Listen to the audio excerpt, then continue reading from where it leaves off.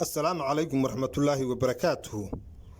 نبض وضيالك halka nagala socotaan waa channelka kooxda Shacab Films oo maanta idin soo gudbina barnaamijyada idin soo gali jirnay. Hadda markii hore riwaayad halkan ugu dawaan maanta waa barnaamij ka duwan oo taariikha. Haddaba wadayaal saa la wada socotaan 1982 oo ku baageen maanta oo kale waxay geeyiga Somaliland oo ahayd maalin madow. waxay ahayd maalintii dhalinyar u labisatay inay wax soo barato dalka iyo dadka soo bartaan inta la xukumay si xaq daraa baroom lala dhacay. waa maalintii ay gadoodeen ururkii ufa dhalinyarta kacaanka ee Somaliland oo la dagaalamaysa macallimiintoodii laga soo xidhay iskuulka Faarax Umar secondary iyadoo taa laga duulay ama dhaqdhaqaaqa ay dhalinyartu ka samaysay dhiiga ay dhalinyartu ka samaysay ayaa taliskii macaanka ahaa Maxamed Siyaad Barre waxa uu kula kacay dhalinyarta xaq darro iyo gacan aanay mutaysan.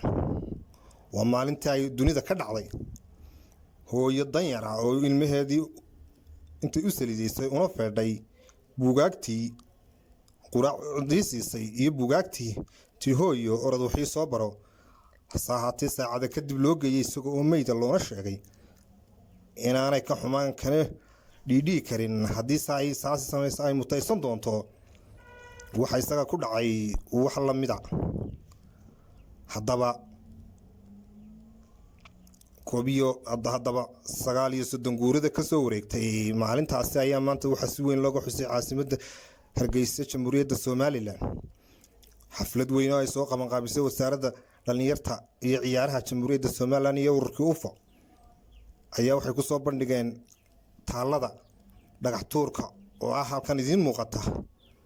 taaladana ma halkan idin muuqata waxa weeye waa halkii maalintii sida xaq darrada dhalinyarta inta lagu xukumay maxkamadda Hargeysa oo ka soo horjeeday imika cadaaladda iyo dastuurka la isku xukumo qof waliba wuxuu mutaystay ayaa maalinta waxa laga soo xukumay dhalinyartaasi si ay u dhiidhiyaan xaq darro. haddaba waxa iyaguna halkaasi maanta sanad kasta ama maalin kasta oo la xusayo gaadda ka ciyaar iyo dhiirigelin weyn ka sameeya ciidamada booliska baamboyda booliska Jamhuuriyadda Somaliland oo gaadda ka ciyaar iyo miisig aad u qiimo badan halkaasi ka sameeya. haddaba mas'uuliyiin halkaasi ka hadashay ayaa madaxda Somaliland ugu baaqay in maalintan laga dhigo maalin qaran oo dadka iyo dalkaba fasax ay noqdaan. waxaan filaynaa in madaxda Jamhuuriyadda Somaliland ugu horeeyo madaxweynaha Somaliland mudane Muuse Biixi Cabdi uu aqbali doonaan arrinkaasi kana dhigi doonaan maalin qaran.